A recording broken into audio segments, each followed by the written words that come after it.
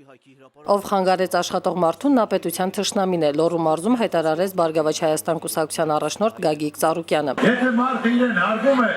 իրեն խոսքը պետք է բարձր պահի, ժողովրդի առաջ էլ որ գլուխ չկախի։ Պարոն Ծառուկյանը լոռեցիներին խոստացավ միշտ լինել նրանց կողքին, ոչ թե խոսքով, այլ գործով։ Պետք է ամենակարևորը ելույթ ունեցող քաղաքական գործիչը պետք է իրեն դնի դիմացինի տեղը, որ եթե խոսում է ճարտար, անգիրարած ասում է, ամենակարևորը միայն ասելը չի։ Պետք է իմանալ ծանրությունը ինքը կարող է տանել,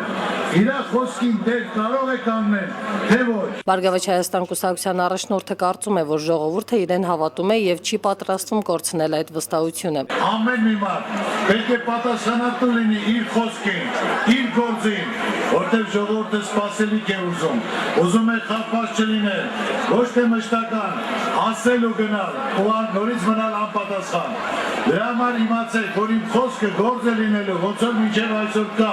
Հանդիպման ավարտին Գագիկ Ծառուկյանը լոռեցիներին կոչ արեց մայիսի 6-ին ընտրել նրան, ով կկարողանա ստեղծել այնպիսի պայմաններ, որ հայը մնա հայրենիքում ու ապրի Բարգավաճ երկրում։